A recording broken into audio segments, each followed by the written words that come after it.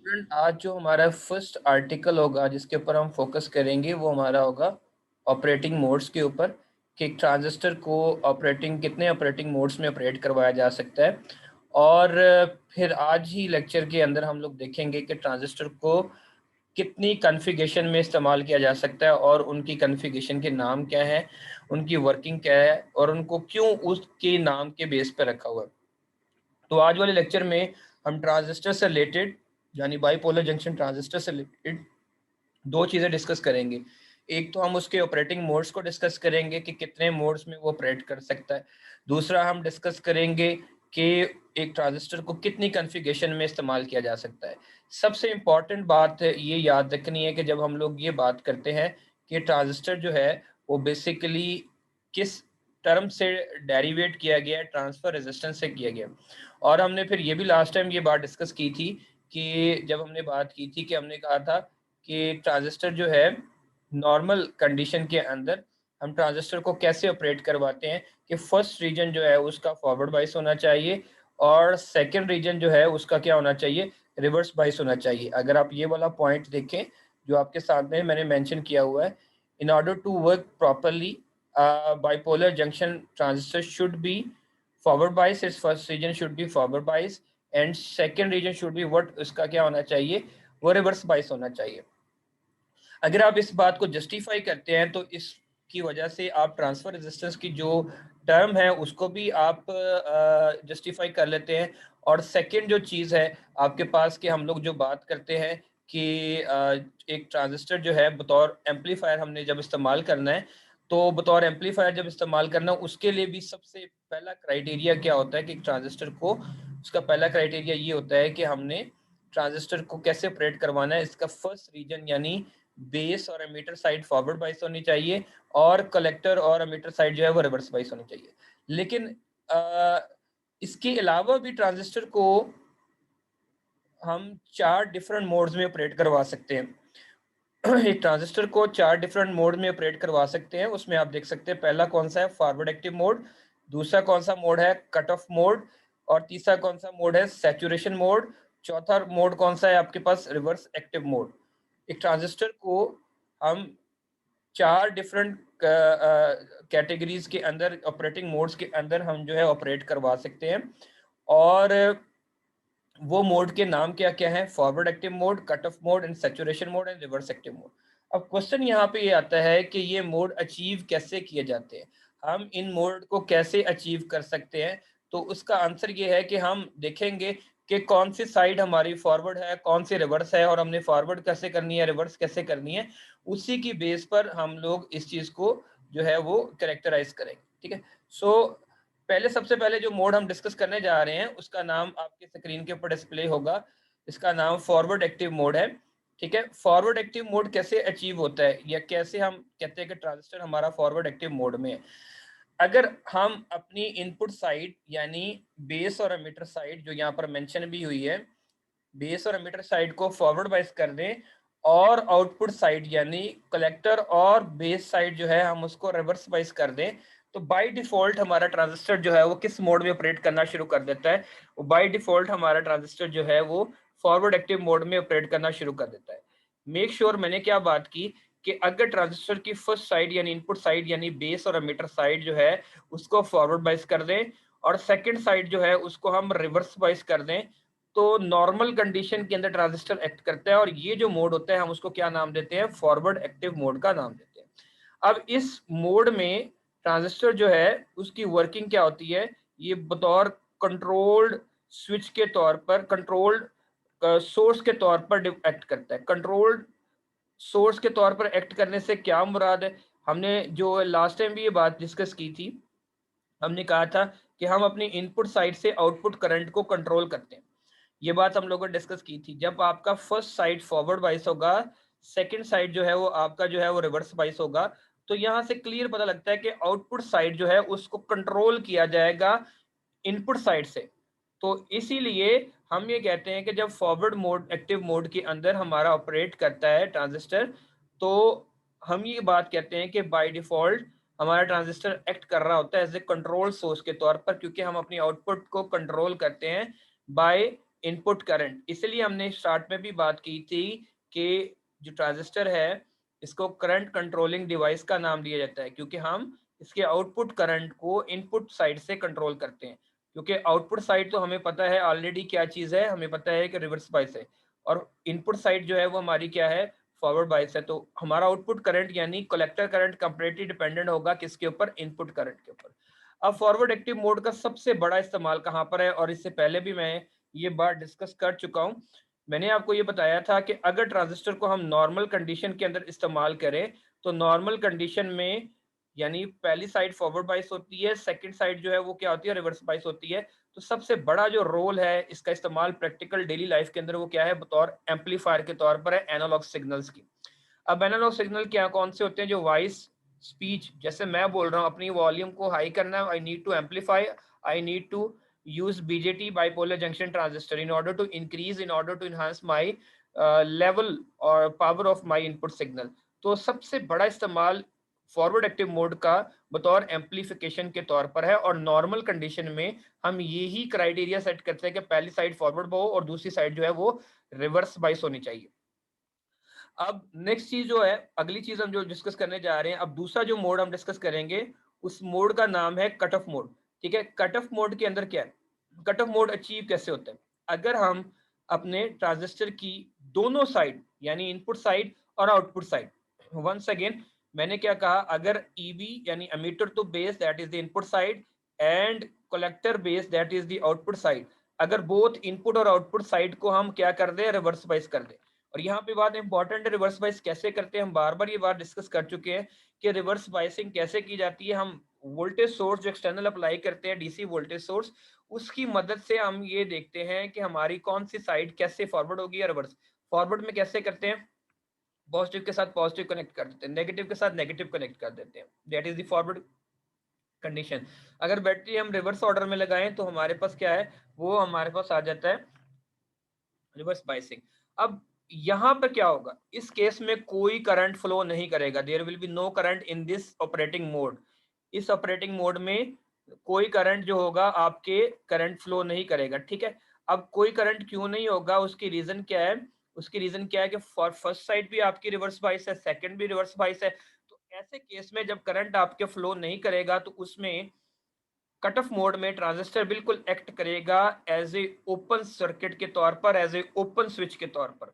Open switch क्या scenario होता है, हम लोग जानते हैं कि ओपन स्विच वो सिनेरियो होता है जिसमें किसी किस्म का करंट जो है वो फ्लो नहीं करता। आई होप ये चीज आपको आसान फील होगी। ठीक है, अब अब इसका इस्तेमाल कहाँ पर है, अब देखिए कि अगर आप चाहते हैं कि सर्किट में करंट फ्लो ना हो तो हम ट्रांजिस्टर को किस मोड में ऑपरेट करवाएं, कट ऑफ मोड में कराएं।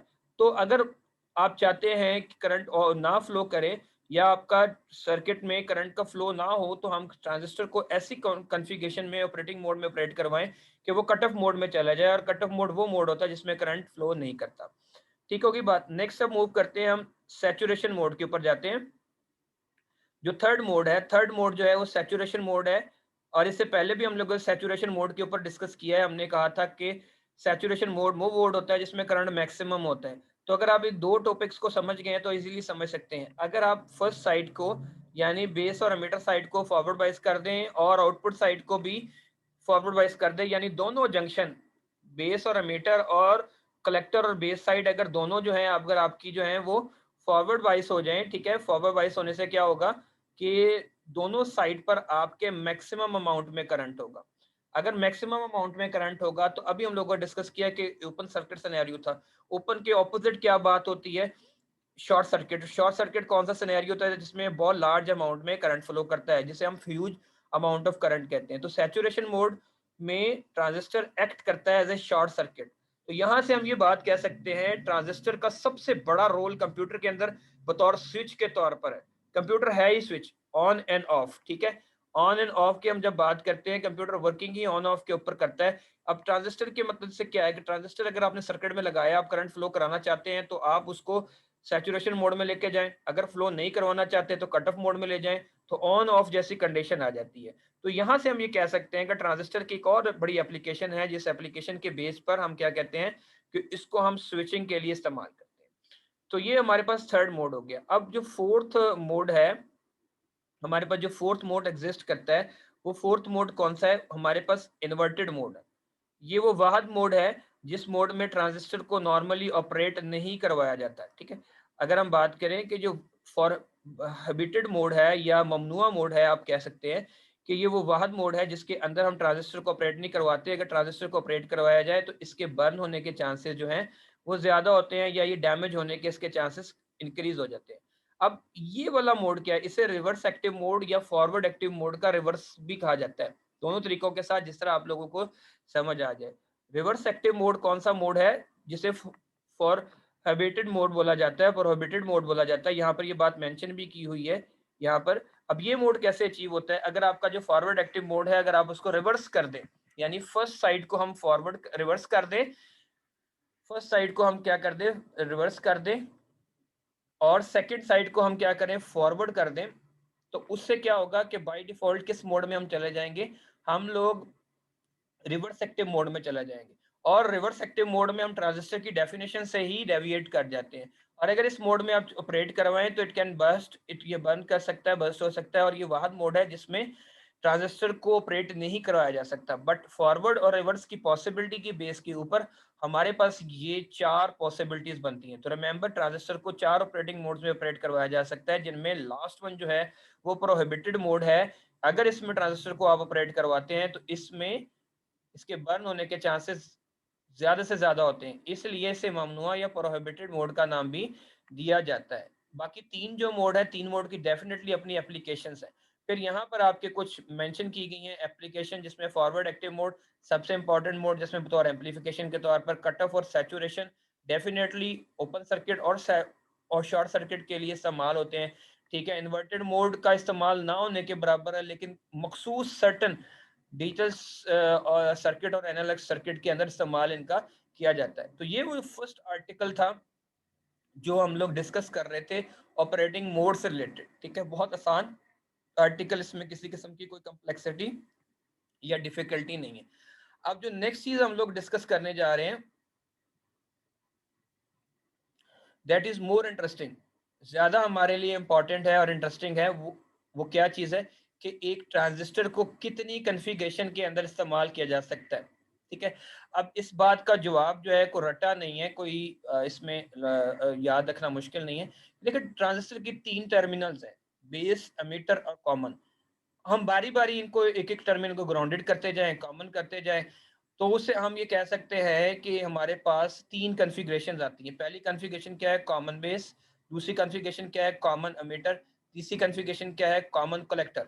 अब लफ्ज़ जो कॉमन हमने इस्तेमाल किया है यहाँ पर देखिए, मैंने नोट के तौर पर यह बात मेंशन की हुई है कि कॉमन से क्या मुराद है। कॉमन से मुराद ये है कि वो टर्मिनल जो इनपुट और आउटपुट साइड पर शेड होगा, वो टर्मिनल जो ग्राउंडेड होगा, ग्राउंडेड हो या शेड हो, हम उस बेस पर क्या नाम देंगे? वो कॉमन होगा। तो कॉमन बेस का मतलब क्या होगा? कॉमन टर्मिनल कौन सा होगा? बेस आपके इनपुट और आउटपुट साइड पर कॉमन होगा। कॉमन एमीटर में क्या होगा? एमीटर साइड आपकी इनपुट और आउटपुट साइड पर क्या होगी? कॉमन होगी। कॉमन कलेक्टर में क्या होगा? कॉमन कलेक्टर में हमारे कलेक्टर साइड या कलेक्टर रीजन जो होगा वो कॉमन होगा between input and output side. Let's see, हम देखते हैं कि कॉमन बेस कॉन्फ़िगरेशन कैसे वर्क करती है, इसकी इक्वेशंस कैसे निकाल सकते हैं, और फिर हम आगे मूव ऑन कर जाएंगे। अगर आपको पहली जो है समझ आ गई कॉन्फ़िगरेशन, तो बाकी आपके लिए दो बड़ी आसान हो जाएंगी, ठीक है। तो मैं मूव ऑन करता हूँ डायग्राम पर, फिर इसको एक्सप्लेन करता हूँ। ओके, लुक एट हियर, आपको सबको ये डायग्राम नजर आ रही होगी। मैं इस डायग्राम को फर्स्ट ऑफ ऑल समझाता हूँ, समझाने की कोशिश करता हूँ कि ये कैसे कॉमन बेस है। अगर आप देखें तो ये आपके पास जो ट्रांजिस्टर है, ये ट्रांजिस्टर की कौन सी टाइप आपको नजर आ रही है? ये करंट जो है वो आउटवर्ड जा रहा है, तो इसका मतलब क्या है? ये ट्रांजिस्टर की कौन सी टाइप है? ये एन पीएन ट्रांजिस्टर की टाइप है। ये तो हमें समझ लग गई एनपीएन ट्रांजिस्टर है। अगर एनपीएन ट्रांजिस्टर है तो ये आपका मीटर है, ये आपका मीटर है, ये आपका क्या है? बेस है, और ये आपका साइड क्या है? कलेक्टर है। अब इस साइड पर अगर आप देखें, आपको क्लियरली नजर आ रहा होगा कि आपका बेस साइड जो है that is the centralise portion. ये इनपुट पर, this is your input side and this is your output side. ये इनपुट और आउटपुट साइड में क्या चीज है? कॉमन है। तो यहाँ पे कॉमन आ गया। सेकंड देखें, ये आपको पोर्शन नजर आ रहा होगा जो मैंने यहाँ पे अभी मार्क किया, ये आपके पास क्या? ग्राउंडेड है।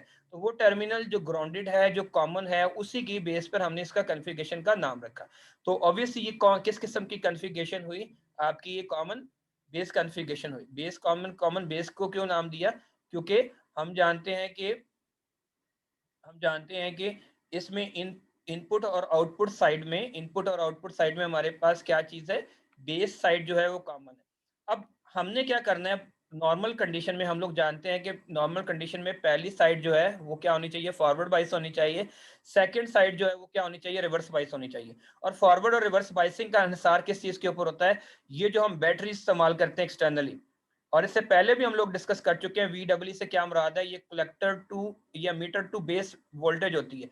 अब चूंकि बेस आपका क्या है, कॉमन है, ग्राउंडेड है, तो यहां से वीबी की वैल्यू क्या होगी, वीबी वैल्यू सिंपल क्या होगी, that will be equal to what, that will be equal to 0, because this terminal is basically what, grounded. So मैंने इसलिए वीडब्ल्यू लिख लिया, that is basically input side voltage that is controlling your input side, either making forward और reverse. Second हमारे पास क्या है, VCC है।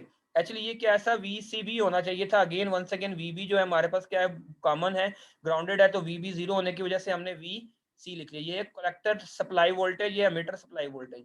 अब ये जो रीजन है, ये जो टर्मिनल है, ये वाला, ये क्या है आपके पास, अमीटर है, अमीटर है। अब ये साइड आपकी अमीटर है, और अमीटर हमारे पास एनपीएन ट्रांजिस्टर है, तो एन है, तो एन को जब हम नेगेटिव के साथ कनेक्ट करेंगे तो ऑब्वियसली हमारे पास ये साइड क्या हो जाएगी, फॉरवर्ड बाइस हो जाएगी। और अगर मैं इस साइड पर अगर आता हूं, अब मेरे पास ये जो कलेक्टर साइड है, once again N type semiconductor material है। एन टाइप सेमीकंडक्टर मटेरियल होने का मतलब क्या है कि मेरी ये जो साइड है, इसको रिवर्स बाइस करने के लिए एन को किसके साथ कनेक्ट करने की जरूरत है, पॉजिटिव टर्मिनल के साथ।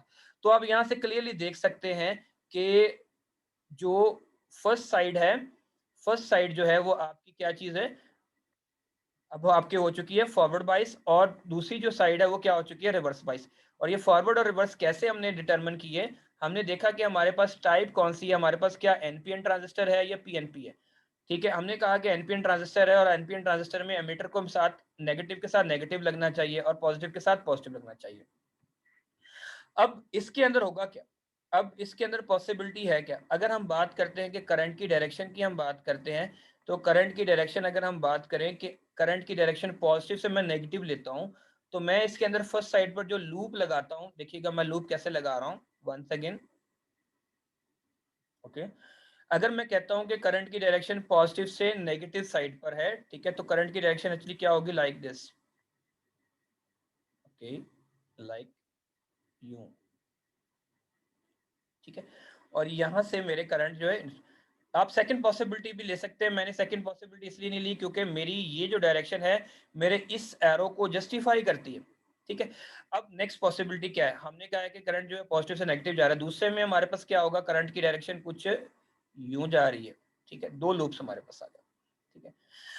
अब यहां से देख सकते हैं कि आपका जो आईई करंट है, आईई करंट जो है वो आपके लीव कर रहा है, आईसी करंट जो है वो आपके इंटर हो रहा है, आई बी करंट जो है वो आपके क्या चीज है, इंटर हो रहा है।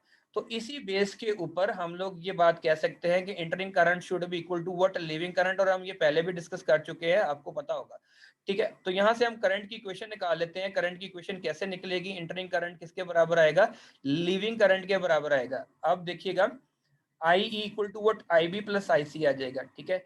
और फिर ये तीनों इक्वेशन हम पहले भी डिस्कस कर चुके हैं, लास्ट टाइम में, लास्ट लेक्चर के अंदर भी हमने डिस्कस की है कि कलेक्टर करंट और बेस करंट का जो सम होता है वो आई ई होता है, एंड देन अगर आपने आई सी निकालना है तो ऑब्वियसली आपके ये इक्वेशन आ जाएगी। अब अगली इंपॉर्टेंट चीज क्या है कि इसमें हमारे पास गेन क्या होगा, अगर आपको याद हो, जब हमारा बेस टर्मिनल हमारा जो होता है वो हमारा जो है वो कॉमन होता है, तो हमने पता है कि हमारे पास जो गेन होता है वो क्या आता है, अल्फा डीसी आता है, अल्फा डीसी आता है। अल्फा डीसी क्या, output current to input current. अब आउटपुट करंट क्या है, हम लोग जानते हैं कि आउटपुट करंट हमारे पास क्या है, आईसी है, ठीक है, हमारे पास करंट क्या है, आईसी है, इनपुट करंट क्या है, आईई है। तो आईसी और आईई के रेशो, अब यहाँ पर ये बात बड़ी इंपॉर्टेंट है, मैंने कंडीशन लिखी है, such that I B is grounded common, तो इसको हम अल्फा डीसी का नाम देते हैं।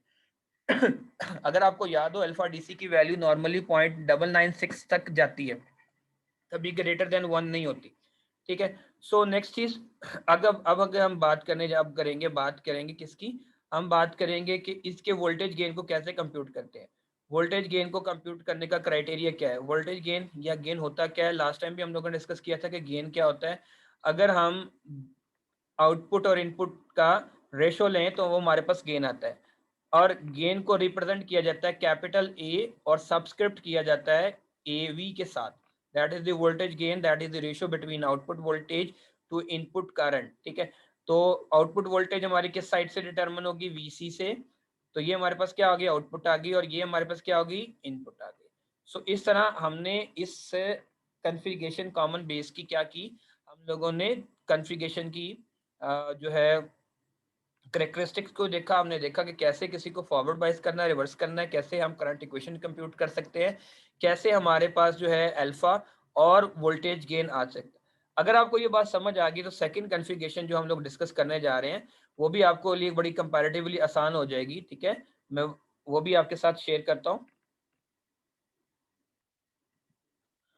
ओके, देखिएगा जो सेकंड हमारे पास कॉन्फ़िगरेशन नजर आ रही है, सेकंड कॉन्फ़िगरेशन हमारे पास क्या चीज है, हमारे पास सेकंड कॉन्फ़िगरेशन जो है वो कॉमन एमिटर की है। ठीक है, तो आप design of common emitter configuration for NPN transistor, make sure कि हम एनपीएन ट्रांजिस्टर ही इस्तेमाल कर रहे हैं, क्योंकि एनपीएन का रोल और एनपीएन का इस्तेमाल जो है वो हमें इलेक्ट्रॉनिक्स में मेजोरिटी जगह पर नजर आता है। पीएनपी का रोल जो है वो ना होने के बराबर है, डिजाइन कंस्ट्रक्शन वजह की वजह से, कम्प्लेक्सिटी कम होने की वजह से। अब इसके नेम से पता लगता है हमें कि ऑब्वियसली इसके अंदर क्या होगा, इसके अंदर हमारे पास एमिटर साइड जो होगी हमारे पास क्या होगी, कॉमन होगी, ग्राउंडेड होगी। तो मैं फर्स्ट ऑफ ऑल डायग्राम पे जाता हूँ, डायग्राम को एक्सप्लेन करता हूँ, फिर उसके बाद हम लोग जो है वो इसकी वर्किंग को समझेंगे। सो अब देखिएगा इस साइड पर आपको, अब ये जो अमीटर रीजन है ये दैट इज अमीटर रीजन। ठीक है, अमीटर रीजन जो है वो आपको जो है वो नॉर्मली क्या लग रहा है, इसमें देखिए क्या है, कॉमन है किस साइड पर, आपकी इनपुट साइड के ऊपर और आपकी क्या है, आउटपुट साइड के ऊपर। इनपुट और आउटपुट साइड पर एमिटर रीजन जो है वो कॉमन है, and it is also what grounded. अगर ये बात ट्रू है, ग्राउंडेड है, तो इसका मतलब क्या है कि ये हमारे पास किस किस्म की कॉन्फ़िगरेशन हुई, कॉमन एमिटर। अब आपकी इनपुट साइड क्या होगी, अब इनपुट को कौन कंट्रोल करेगा, आपका बेस। आउटपुट करंट आपका क्या होगा, डेफिनेटली वंस अगेन आपका क्या होगा, कलेक्टर होगा। अब चूंकि ये ट्रांजिस्टर एनपीएन है, और एनपीएन का कहां से हमें पता लगी, ये जो एरो की डायरेक्शन आपको नजर आ रही है नॉट इन है, आउटवर्ड है, तो यहां से हम डिटरमिन करते हैं कि हमारे पास जो ट्रांजिस्टर की टाइप है वो आपकी क्या है, एनपीएन है। तो मैं वंस अगेन यहाँ पर एन पी एन लिख देता हूँ। अब हमें ये तो पता लग गया कि ये अमीटर साइड जो है ये हमारी क्या है, दैट इज बेसिकली ग्राउंडेड। तो इसका तो फैक्टर ये हमारे पास खत्म हो गया। अब ये हमारे पास क्या चीज है बन गई है, हमारे पास ये बेसिकली बेस रह गई है, और ये हमारे पास क्या चीज बन गई है, कलेक्टर रह गया। अब अगली चीज इंपॉर्टेंट क्या है कि हमने अब पहला रीजन जो है फॉरवर्ड कैसे करना है, दूसरा रीजन फॉरवर्ड कैसे करना है, और रिवर्स कैसे करना है, और इसको ऑपरेट कैसे करवाना है। तो मैंने अभी आपको जो डायग्राम दिखाई आप देख सकते हैं, वंस अगेन मैं इसको हाईलाइट करता हूँ कि अब हमारे पास एमिटर का तो रोला ही खत्म हो गया। अब बेस क्या है हमारे पास, base p type semiconductor material है, तो हम जानते हैं कि अगर पी को पॉजिटिव टर्मिनल के साथ बैटरी के साथ कनेक्ट किया जाए तो वो हमारे पास फॉरवर्ड बाइस हो जाता है। सेकंड साइड पर आ जाए, सेकंड साइड क्या है, कलेक्टर। कलेक्टर हमारे पास क्या है, कलेक्टर हमारे पास एन टाइप सेमीकंडक्टर मटेरियल है, और अगर एन टाइप सेमीकंडक्टर मटेरियल है तो बैटरी के पॉजिटिव टर्मिनल से लगाने से ये साइड क्या हो जाएगी, रिवर्स बाइस हो जाएगी। तो फॉरवर्ड और रिवर्स का हमें समझ लग गया कि फॉरवर्ड कैसे होगी एंड रिवर्स कैसे होगी, ये चीज हम लोग समझ चुके हैं। अब अगली चीज इंपॉर्टेंट क्या है, मैंने यहाँ पर जो वोल्टेज लिखी है वी डबल बी लिखी है, और मैंने यहाँ पर वी डबल सी लिखी है। एक्चुअली ये होनी क्या चाहिए थी, वी बी ई होनी चाहिए थी, और ये क्या होनी चाहिए थी, वी सी ई होनी चाहिए थी। चूंकि हमारे पास जो एमिटर रीजन ग्राउंडेड है, कॉमन है, तो ये हमारे पास वी ई क्या है, हमारे पास v e basically what actually it is equal to what, zero. अगर ये जीरो है तो हमारे पास आई ई हमारे पास क्या होगा, i e it e should be equal to what, i e हमारे पास क्या होगा, हमारे पास बेसिकली ये जीरो होगा। ठीक है, तो इसलिए हमने वी डबल बी लिख दिया और वी डबल सी लिख दिया, बिल्कुल उसी तरह जैसे हमने वी डबल ई लिख रहा था लास्ट टाइम बेस कॉमन के लिए, और बिल्कुल उसी तरह वी डबल सी लिखा। ठीक है, एक्चुअली होता क्या है, मैं थोड़ा सा आपको और मजीद इसको हाईलाइट करता हूँ ताकि आप इसको अंडरस्टैंड कर सके कि जब हम बात करते हैं ये वी बी ई की बात करते हैं, तो इक्वेशन जो बेसिकली बनती है वो बनती कैसे बनती है। ओके, जब हम लिखते हैं वी बी ई, ये 2 पॉइंट में पोटेंशियल डिफरेंस है बेस और एमिटर में, तो इसको कैसे लिखा जाता है, V B minus V E, ठीक है। सो जब आप इसको ई में यहाँ पे 0 पुट करेंगे, ई को 0 पुट करेंगे, तो ई को 0 पुट करने से हमारे पास क्या हो जाएगा, सिंपली ये दोनों इसके बराबर आ जाएंगे, ठीक है। यहां से इसके बराबर आ जाएंगे, तो मैं वी बी ई की जगह क्या लिखूंगा, वी डबल बी। अब मैंने वी डबल बी क्यों मैंने लिखा है, क्योंकि जो मेरा मीटर की रिस्पॉन्सिबिलिटी थी वो बेस ही कर रहा है अपना बेस, और मीटर मीटर की रिस्पॉन्सिबिलिटी की बेस की वजह पर हमने क्या कहा, हमने इसको वी डबल बी का नाम पुटअप कर दिया। आई होप ये आपको सारी समझ आ गई, पोटेंशियल डिफरेंस पे मैंने बात की, ठीक है। नेक्स्ट क्या चीज होगी, ठीक है, नेक्स्ट हम अब इसको देखेंगे इसकी वर्किंग क्या है। हमें ये समझ आ गई कि ये फॉरवर्ड कैसे करना है, रिवर्स कैसे करना है, कैसे ये फॉरवर्ड हुआ और क्यों हमने इसको ऐसे लेबल किया, इस चीज की हमें समझ आ चुकी है, क्लैरिटी हो चुकी है। अब नेक्स्ट क्या चीज है, हम वंस अगेन वही बात कर लेते हैं कि हम सपोज कर लेते हैं कि सर्किट में करंट होने वाला, फ्लो करंट होने वाला जो है वो क्या है, that is from positive to negative. तो करंट की डायरेक्शन क्या होगी, that will be like this one, from positive to negative. तो इस एरो को भी हमने जस्टिफाई कर लिया, यू कैन सी इस एरो को भी मैंने जस्टिफाई कर लिया। नेक्स्ट इस साइड पर हम जब बात करेंगे तो that will be what, positive to negative, okay. अगर मैं ये बात देखूं तो ये देखिए करंट, ये करंट आई सी इनवर्ड आ रहा है, ये करंट इनवर्ड आ रहा है, आई ई क्या है, ये आपका आउटवर्ड जा रहा है, तो इक्वेशन के ऊपर कोई फर्क नहीं आएगा, it will be like similar to previous one, i e equal to what, i b plus i c. हम इन दोनों को क्या करेंगे, सेम पे रखेंगे, ठीक है। फिर यहां से आप लोग क्या चीज है, वो कंप्यूट कर सकते हैं बाकी वैल्यूज को भी, ठीक है। आई होप ये आप चीज को समझ गए होंगे। अब हम नेक्स्ट क्या करेंगे, हम देखेंगे कि करंट गेन और वोल्टेज गेन को हम कैसे कंप्यूट कर सकते हैं, ठीक है। अब यहाँ पे देखिए हमारे पास आउटपुट साइड क्या है, कलेक्टर है, इनपुट साइड क्या है, बेस है। तो डेफिनेटली आप याद करें हमारे पास एक कन्फिगरेशन थी, हमने उसमें कहा था कि अगर हमारे पास अमीटर साइड कॉमन हो जाए तो करंट गेन की जो रेशियो होती है हम उसे बीटा डीसी बोलते हैं। ये बात मैंने लास्ट लेक्चर के अंदर बड़ी आपको क्लियरली बताई थी। अब बीटा डीसी क्या है, that is the ratio between output and input current. अब आउटपुट करंट क्या है, that is your IC, input current क्या है, that is your I B, such that your I is common and grounded, ठीक होगी बात। अब मैंने ये बात भी कल देख बताई थी लास्ट टाइम लेक्चर में, बीटा डीसी जो है वो नॉर्मली हंड्रेड में होते हैं। कल हम लोगों ने देखा कि हमारे पास आंसर जो है 199 भी आ रहा था, लाइक हमारे पास 200 तक भी हम अप्रोच कर रहे थे, लेकिन हमने ये बात की थी कि बीटा जो है वो नॉर्मली हायर होता है। हायर क्यों होता है, इस बात को भी मैं एक्सप्लेन कर देता हूँ। हम जानते हैं कि ये जो आई सी है इस करंट की वैल्यू बहुत लार्ज होती है, आई बी की करंट की वैल्यू बहुत स्मॉल होती है। तो मैथ के रूल से जब भी बड़ी क्वांटिटी को छोटी से डिवाइड करेंगे तो आंसर हमेशा आपका जो है वो लार्ज आता है। I hope it is clear to everyone, इसमें कोई भी इसमें डिफिकल्टी नहीं होगी, ठीक है। सो नेक्स्ट हम क्या करेंगे, हम अपना वोल्टेज गेन को कंप्यूट करेंगे। वोल्टेज गेन कैसे कंप्यूट हम कर सकते हैं, देखिएगा। अब आउटपुट किन दोनों की होगी, लुक एट हियर। अब वंस अगेन हमारे पास क्या है, आउटपुट और इनपुट के दरमियान रिलेशनशिप। आउटपुट वोल्टेज हमारे पास क्या है, वोल्टेज ड्रॉप हमारा कहाँ पर होगा, हमारा कलेक्टर साइड पर होगा, दैट्स वाई मैंने वीसी ऊपर लिख दिया। और वीवी जो है वो क्या होगा, इनपुट साइड पर वोल्टेज ड्रॉप होगा। और ये बड़ी इंपॉर्टेंट बात है कि ये वोल्टेज ड्रॉप कहाँ पे एग्जिस्ट करेंगे, मैं जरा वन सेकेंड डायग्राम पे आता हूँ। इस चीज का खास क्या रखिएगा स्टूडेंट्स के, जो ये वोल्टेज ड्रॉप है ये आपके इन रेजिस्टेंस के क्रॉस होंगे, like this and like this. इनके क्रॉस जो भी वोल्टेज ड्रॉप की वैल्यू आएंगी उन दोनों की रेशियो जो है वो हमारे पास क्या चीज होगी, वो हमारे पास बेसिकली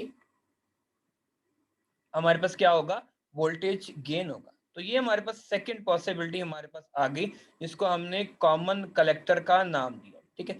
सो उसके बाद हम लोग क्या करेंगे, नेक्स्ट हम मूव ऑन करने जा रहे हैं। लास्ट वाली जो कन्फिगरेशन है that is more interesting as compare to previous two, ठीक है। ये प्रीवियस दो की निस्बतन मोर इंटरेस्टिंग है, जो बेसिकली कॉमन कलेक्टर है। उसमें थोड़ा सा हमें प्रीवियस अपने जो भी हमने डिस्कस किया था ऑपरेटिंग मोड्स, इसका कंसेप्ट को माइंड में रखने की जरूरत है। Look at here. अब जो हम नेक्स्ट हम डिस्कस करने जा रहे हैं कॉमन कलेक्टर, में डायग्राम पर डायरेक्टली जाता हूँ। कॉमन कलेक्टर की डायग्राम देखिएगा। अब देखिए जरा, मैंने थोड़ा सा इन दोनों टर्मिनल्स को रिप्लेस किया। एक बात इंपॉर्टेंट याद रखिएगा स्टूडेंट्स, बेस जो है वो हमेशा सेंट्रलाइज होती है एमीटर और कलेक्टर के दरमियान, और ये कभी भी रिप्लेसेबल नहीं है। बट एमीटर और कलेक्टर साइड जो है ये रिप्लेसेबल हो सकती है। लाइक यू कैन सी, देख सकते हैं कि इससे पहले हमारे यहाँ पर क्या आता था, कलेक्टर आता था। अब यहाँ पर क्या है हमारे पास, कलेक्टर आ रहा है, यहाँ मीटर आ रहा है, ठीक होगी बात। अब ये चीज देखिएगा, अब इस साइड में क्या है, अब ये कि चूंकि ट्रांजिस्टर हम कौन सा इस्तेमाल कर रहे हैं, हम एनपीएन ट्रांजिस्टर ही इस्तेमाल कर रहे हैं, और मैं वंस अगेन यहाँ पर एन पी और एन लिख देता हूं। अब इसमें कौन सी साइड आपकी कॉमन है, ग्राउंडेड, आप देख सकते हैं कलेक्टर साइड है। अगर कलेक्टर साइड हमारी क्या चीज है, इसमें हमारे पास क्या है, दैट इज वोट, ये हमारे पास क्या है, ग्राउंडेड है। अब पी हमारे पास क्या है, दैट इज वोट बेस, और ये हमारे पास क्या चीज है, that is vote basically ammeter. ठीक है, तो फर्स्ट साइड को हमने फॉरवर्ड वाइज कैसे करना है, सॉरी, बेस पे हमारी आगे फर्स्ट साइड पर, अब बेस क्या है, पी टाइप सेमीकंडक्टर मटेरियल है, तो हम यहाँ पर क्या इस्तेमाल करेंगे, पॉजिटिव वोल्टेज इस्तेमाल करेंगे। यहाँ पर आप नोट कर लीजिएगा, करेक्ट कर लीजिएगा, वी बी के नाम से, ठीक है। सेकंड देख लीजिएगा, सेकंड अब क्या है, सेकंड में क्या है, ये बात बड़ी इंपॉर्टेंट है कि अब सेकंड साइड पर क्या है, हमारे पास अमीटर आ रहा है। अगर ये अमीटर आ रहा है हमारे पास सेकंड साइड पर, तो हमने तो फिर नेगेटिव लगा दिया। ऐसा क्यों किया, सबसे मोस्ट इंपॉर्टेंट कॉन्फ़िगरेशन में ये पॉइंट है। अब देखिएगा जरा, मैं इसको क्लैरिफाई करने की कोशिश करता हूँ। अब इसमें क्या हुआ, पहली साइड भी फॉरवर्ड होगी, दूसरी भी फॉरवर्ड होगी। हमें पता है कि सैचुरेशन मोड एग्जिस्ट करता है, अगर करता है तो इसका मतलब क्या, ट्रांजिस्टर को उस कॉन्फ़िगरेशन में इस्तेमाल किया जा सकता है। मैंने इसको रिवर्स क्यों नहीं किया, इसको रिवर्स क्यों नहीं मैंने किया, इसका मैं अभी एक्सप्लेन आपको करता हूँ। अब जरा देखिएगा, मैंने अगर मैं इस साइड को मैं रिवर्स करता तो क्या होता, व्हाट हैपन एक्चुअली। अब देखिए करंट की डायरेक्शन क्या है, that is from like this positive to and negative this. अब यहाँ पर देखें करंट की डायरेक्शन क्या है, लाइक पॉजिटिव टू नेगेटिव। देखिए ये जो डायरेक्शन है बड़ी इंपॉर्टेंट है, अगर आप इस पॉइंट को समझ गए तो आप इस कन्फिगरेशन को समझ जाएंगे। देखिए आई ई की करंट की वैल्यू किधर जा रही है, that is from away outward, from positive to negative हम जब जा रहे हैं, तो ये देखिए ये डायरेक्शन जो है, इस डायरेक्शन को जस्टिफाई कर रही है जो हमारे पास क्या टाइप है, एनपीएन ट्रांजिस्टर है। अगर मैं इस साइड को रिवर्स वाइज करता, वंस अगेन देखिएगा, अगर मैं इसको क्या मैं करता, मैं इसको रिवर्स वाइज करता, जो बेसिकली नॉर्मल टिपिकल साइड पर हम कर रहे हैं। रिवर्स वाइज करने से क्या होता, लुक एट हियर, इंपॉर्टेंट चीज है, अंडरस्टैंड कीजिएगा स्टूडेंट्स। अगर मैं इसको रिवर्स वाइज करता, यानी मैं यहां पर लगाता पॉजिटिव और यहां में लगाता नेगेटिव, अब करंट की डायरेक्शन क्या होती, like from positive to negative. Okay, if you are getting this point. अब देखिए यहां से ये डायरेक्शन तो इधर को जा रही है, और बाय डेफिनेशन हम कह रहे हैं एनपीएन है, और एनपीएन की डायरेक्शन तो यूं है। तो इसका मतलब क्या है कि अगर मैं इस साइड को रिवर्स वाइज करता हूं, मैं इस साइड को रिवर्स वाइज करता हूं, तो मैं एनपीएन ट्रांजिस्टर की डेफिनेशन को ही डेविएट कर देता हूं। इसका मतलब क्या है, इसलिए ये एक स्पेशल केस है कि मुझे अपने ट्रांजिस्टर की सेकंड साइड को फॉरवर्ड वाइज करना पड़ता है, ताकि ताकि क्या चीज है, ताकि मेरी जो डेफिनेशन है एनपीएन ट्रांजिस्टर की वो जस्टिफाइबल हो। आई होप ये आप लोगों को ये चीज समझ आ गई हो। अगर ये चीज समझ आ गई है तो बिल्कुल प्रीवियस की तरह ही आपने क्या करना है, आप लोगों ने देखना है। अब इसमें इनपुट करंट क्या है, entering is equal to leaving, i e जो है वो लीव कर रहा है, आई सी इंटर हो रहा है, आई बी इंटर हो रहा है। वंस अगेन इक्वेशन वो ही रहेगी आपकी जो हम प्रीवियसली डिस्कस कर रहे हैं। ठीक है, अब गेन क्या होगा, आई बी, आई ई और आई बी की रेशो। अब आउटपुट करंट क्या है, आई बी, इनपुट करंट क्या है, i B, such that what i c should be equal to zero. What, why, ऐसा क्यों, क्योंकि ये हमारा कॉमन है, ग्राउंडेड है। ठीक है, नेक्स्ट गेन कैसे कंप्यूट करेंगे, रेशो लेंगे आउटपुट वोल्टेज और इनपुट वोल्टेज की। ठीक है, तो ये हमारे पास स्टूडेंट एक सादा तरीन टॉपिक था जिसमें हम लोगों ने डिस्कस किया कि हम